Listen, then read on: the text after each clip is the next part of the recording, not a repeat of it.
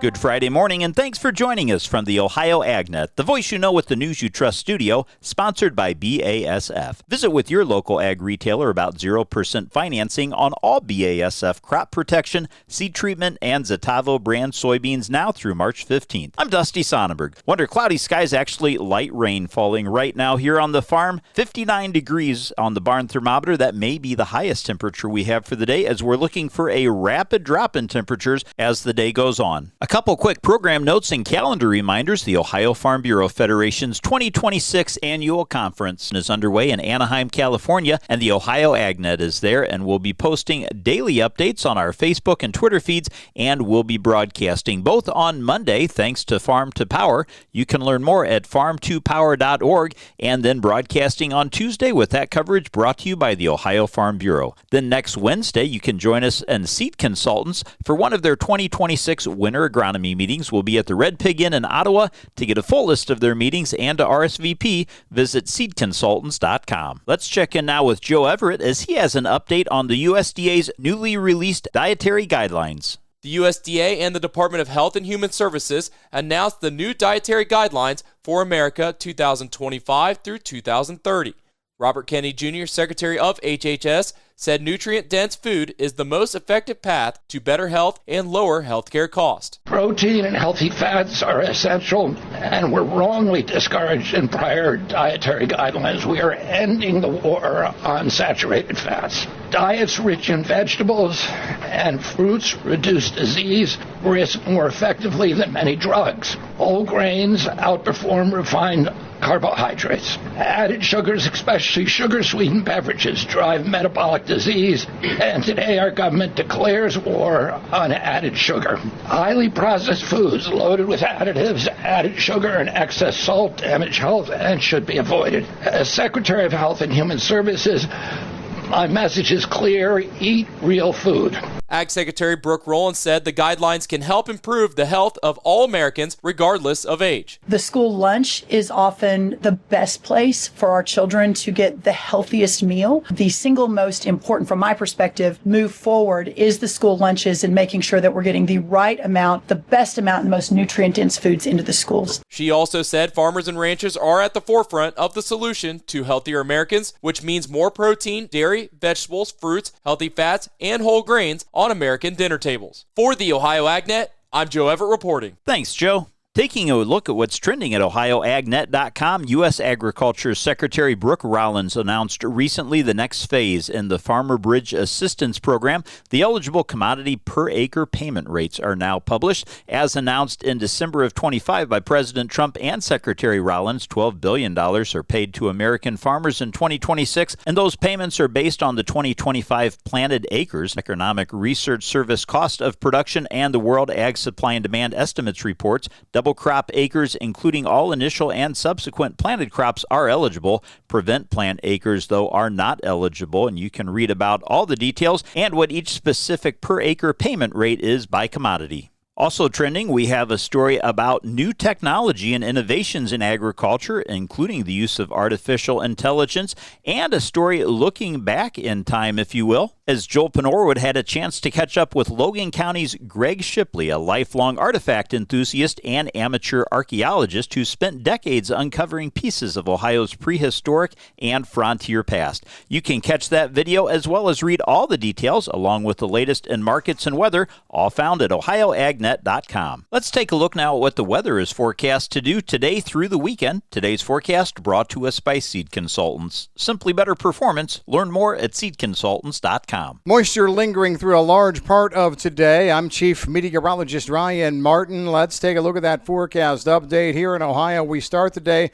with rain showers. Now, I do believe they taper quickly in the west, but linger a little bit longer in the east. It may take till late afternoon to start clearing everywhere, but I do think we see some clearing, especially this evening through the overnight. That clearing is ahead of the second wave of moisture that wants to come in mid to late morning tomorrow and then go right on through tomorrow night. All in, all done with the remainder of the rains today and what we can see tomorrow. I think we have an additional quarter to 3/4 of an inch of rain coming. Coverage is 75% of the Buckeye State. Behind this, we see a significant cool down coming from Saturday night through Sunday and Monday. Below normal temperatures, some cloud cover coming off the Great Lakes, but not a lot lot of precipitation. The chill holds through Monday afternoon. Then we moderate temperatures Tuesday before going back into the cold sector for the rest of the week. I'm meteorologist Ryan Martin. Thanks, Ryan. Stay tuned. We'll be back with more after this. Whether you're in the fields or on the farm, creating a safer work environment has never been easier.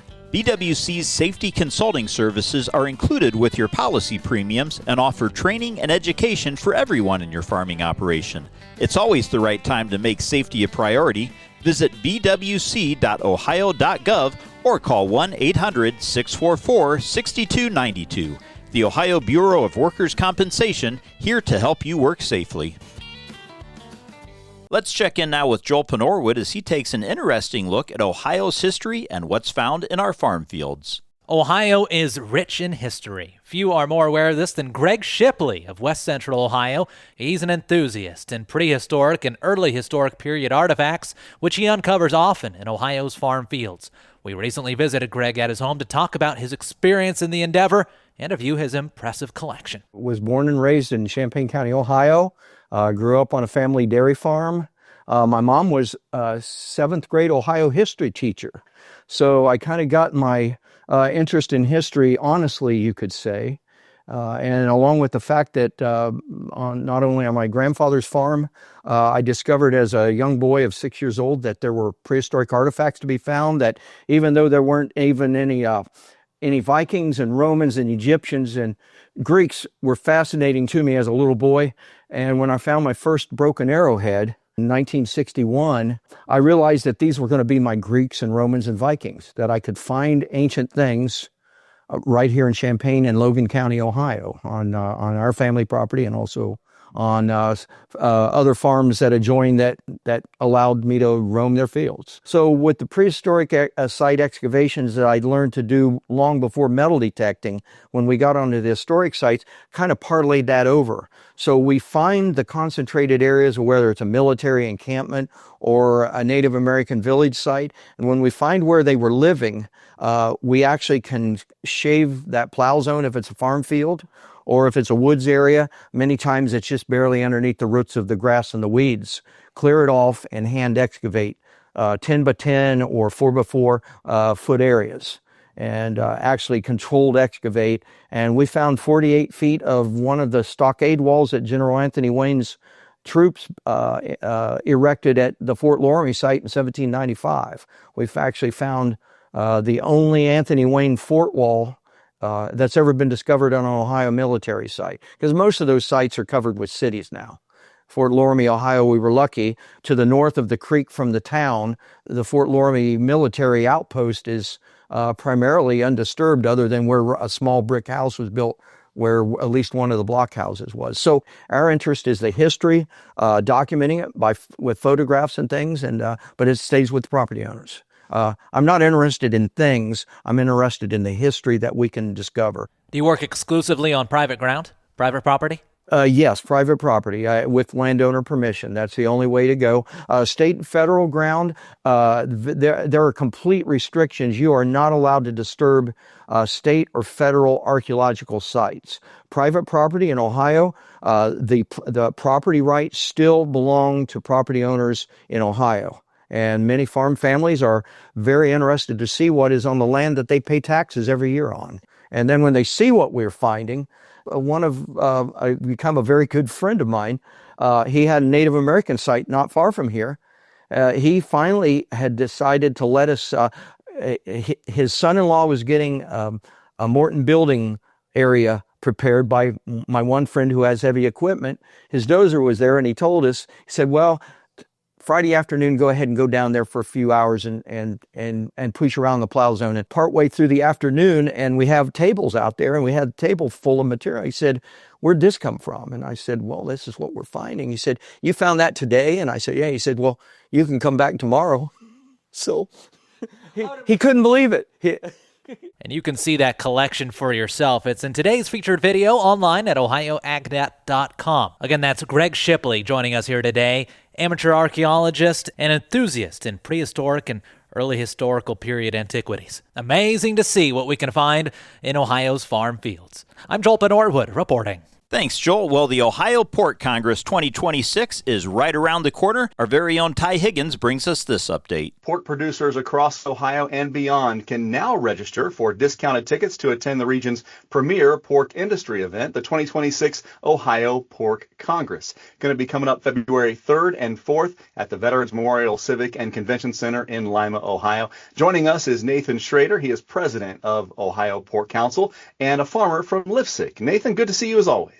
Good to see you, buddy. I see you at this event year in and year out. It really has become one of the premier events in your industry across the country. You're right. This event has just been growing and growing and growing. Once we moved to the Civic Center in Lima, this thing just blew up. We got over 60 different vendors. We got 30 different unique presentations for everybody. We are the biggest swine trade show east of the Mississippi and very proud to be part of it. You know, you go to a lot of events like this, especially in your position as president of Ohio Pork Council. What do you look for as a farmer when you go to these events, and how has that shaped the way that this year's Pork Congress is going to look? You know, every year we want everybody involved into, whether you're an integrator, a veterinarian, whoever, to come in. But to get the boots on the ground farmers to show up, the trade show. If you're looking for anything, if you're looking for any kind of deal, come on out. We have all these vendors, and it's just come out, see what's available, work on them a little bit. You can probably get a deal out of something on your barn.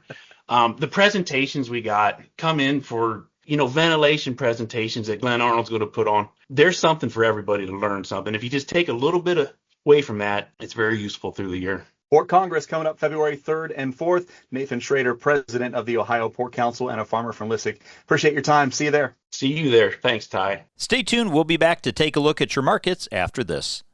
Attention construction pros. Purple Wave Auction brings quality equipment to your fingertips. Join our bi-weekly online auctions featuring dozers, excavators, loaders, and more.